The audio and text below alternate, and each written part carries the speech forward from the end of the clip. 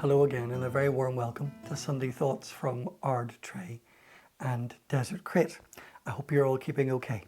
Our short thoughts this morning are going to be based on Psalm 125 and we'll get there in just a minute. We're back to normal service times in our two churches now that September has well and truly arrived and it's feeling autumnal outside. So Ardtrea is 10:30 and Desertcreat 12 o'clock. Anyone is welcome to join us. We're keeping services relatively short, being mindful that COVID certainly has not gone away. But come and join us for real if you feel safe to do so. Two quick reminders before we get cracking this morning. First of all, this Thursday, the 9th of September, we are giving you the opportunity to see our art display that was done a few months ago. Under the watchful eye of Diane, we put together some bubbles, like dinner plate sized bubbles, representing things we'd learned or things we'd missed during lockdown. And they're on the wall now in the hall. And so we're opening up Thursday night, this Thursday, at 7 o'clock. So you can walk through and enjoy the art in one door and out the other. So the opportunity to see those for real if you want to. Also, finally in our announcements, don't forget our Twilight Walk for Marie Curie. It's planned for Saturday, the 25th of September, meeting in Tullyhog Fort Car Park at 8 o'clock. It's a short walk, but bring a torch and something to put in the tin to support the work of Marie Curie. So we'll just dander up to the fort around a few times and back down again with our torches. It'll be lovely, hopefully, and atmospheric. There'll be tea and coffee outdoors down at Desertcreat Car Park afterwards as well, if you want to catch up with friends. As I said at the very start, we're now into autumn officially, and summer is almost gone, though my weather app is promising one day of sunshine this coming Tuesday, 23 degrees and blue skies. You heard it here first. So get the suntan lotion out for one final blast before the autumn winds and mists descend upon us all. Now, most of us associate summertime with travel of some sort, whether you're packing your case for a break in Portugal on the beach, or whether you're just packing your picnic for a day trip to the north coast. We associate summer with travel. And I have realised that I very much associate travel with music. You know, when I think of trips from years ago, I have a soundtrack that I play in my head. I still remember, for example, in summer 77 or 78, being in Cranfield for the summer, and the big hit was Glenn Campbell's Greatest Hits. And every time I hear Rhinestone Cowboy or Galveston or Wichita Lineman, I'm taken back right away to that summer at Cranfield. I still remember listening to the Carpenters and Olivia Newton-John on those old cassette tapes that we used to play in our car. And you will all have songs that you associate with trips, be it Woman's Heart, The Best of Dolly Parton, or a mixtape you made for a journey. And there are, of course, loads of really famous songs about travel. Georgia on my mind, Midnight Train to Georgia, Take Me Home Country Roads, California Dreaming, to name but a few. Now, today's short Sunday thoughts are based on a travel song, one of several within the book of Psalms, Psalm 125. So here it is. Those who trust in the Lord are like Mount Zion, which cannot be shaken, but endures forever. As the mountains surround Jerusalem, so the Lord surrounds his people, both now and forevermore. The scepter of the wicked will not remain over the land allotted to the righteous, for then the righteous might use their hands to do evil. Lord, do good to those who are good, to those who are upright in heart. But those who turn to crooked ways, the Lord will banish with the evildoers. Peace be on Israel. I do love the book of Psalms, and all the more I think as I get older, because I know I've always liked music and the Psalms are in part a musical book. But the older I get, the more I discover I really enjoy poetry and structure and words that are beautifully put together. And that's what you find all through the book of Psalms. Now, of course, you'll find all kinds of different kinds of poem and songs within the Psalms, but near the end, there's this little collection that have been put together, and we call them the Psalms of Ascent, as in ascending or going up. And there are 15 of them, and they're Psalms 120 through to Psalm 134. And from what we know of them, they are travelling songs. They're songs to be sung or poems to be shared together while on a journey up, ascending to Jerusalem. They're songs that travellers and pilgrims would have sang as they travelled on foot or maybe on horseback as they were going to Jerusalem for holidays or feast days. There's a New Testament story about Jesus and his family doing just that, going to Jerusalem, up to the big city for a festival. And chances are that they sang some of these psalms or songs, travelling songs, including Psalm 125. I read once that these 15 songs are divided into 5 groups of 3, and that each group of 3 will start with a song of trouble, followed by a song of trust, followed by a song of triumph. Sounds a wee bit simplistic for me, but you can check it out for yourself. That's your homework, and I might ask questions later. Regardless, there's an American writer who died just a few years ago. His name was Eugene Peterson, and he's famous for a paraphrase of the Bible called The Message. And he describes the main theme of Psalm 125 as follows: relax, we are secure, God is running the show. And that's at the heart of Psalm 125. I know that some of you have visited Jerusalem, and I see a few local churches are now advertising tours for 2022 if you're interested in going. I've never been, and I have no particular desire to go, but I'm told that the city of Jerusalem is surrounded by mountains. Now that's the detail that inspires the writing in Psalm 125. It really focuses on the physical geography of the city of Jerusalem for inspiration.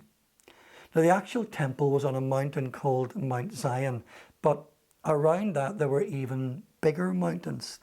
Travelling into the city, the mountains would tower over you. And the writer of Psalm 125 was inspired. He saw this as a kind of a picture of God's protection all around us. So he writes a few things. Those who trust in God are like Mount Zion. The thought is this: if you trust in God, we shall not be moved. We're stable, we're secure, we're as solid as a big mountain. Mountains are big and solid, and generally speaking, quite immovable. Put your trust, that means literally hold on to. Put your trust in God and you're on solid ground. That's how Psalm 125 starts. And then in verse 2, the writer says that God surrounds us, hemming us in a protective way, just the way the mountains surround the city of Jerusalem. It gets interesting though when we move on to verse 3. The scepter of the wicked will not remain over the land, allowed to the righteous. Now, I'm sure you know what a scepter is. A scepter is a rod or a staff of office, usually held by a monarch, a king or a queen. And it's a symbol of their authority and of their reigning over you. And this psalm says that the scepter of the wicked will not remain. Yet many years later, after these words were written, as Jesus and his family were making their way into the city, things were far from ideal. There was the temple on Mount Zion. There were the mountains surrounding the city. But also in the city was this blooming great big unwanted Roman fort, the headquarters of the occupying army. It was called Fort Antonia, right in the middle of the promised land, where God's people were supposed to be safe and secure from enemies and oppressors. There was the headquarters of those who were their enemies, who were the oppressors, who had moved in and taken over. The locals were under Roman occupation. The Romans were in charge. They called the shots. They made the rules and the laws, and It looked very much in Jesus' time like the scepter of the wicked was very much in place. Not forever, though. And I think that's the point of Psalm 125. The influence of the wicked, according to the psalm, will not remain. It might be there for a while, but it won't last. God's people are not and will never be immune from hardship or tragedy or disappointments or from the influence of wickedness. But we have this hope that their influence will not remain. And we have this hope even beyond this life, because the Lord surrounds his people, according to the psalm, both now and forevermore. Closing thought. I suspect that this psalm was written maybe during the final days of the Babylonian exile. If you have never heard of the Babylonian exile, it was a time in Israel's history when key people were taken away from the kingdom of Judah to Babylon, literally marched away to another country and held captive there for about 70 years. Maybe this was written to encourage them that they would not be under the scepter of wickedness forever, that soon they might be free to go back to the place that was home, where they belonged and where they knew peace and security and where they used to know prosperity. People of faith, people whose trust is in God, who are holding on to God, they have a stability that is as rock solid as Mount Zion. God surrounds us always, now and forevermore, the way the mountains surround the city of Jerusalem.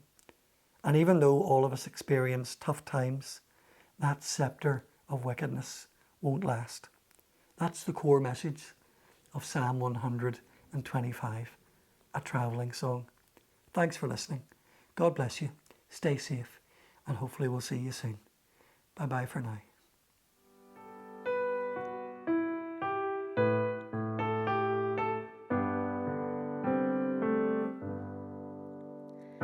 I, the Lord of sea and sky, I have heard my people's cry, all who dwell in dark and sin, my hand will save.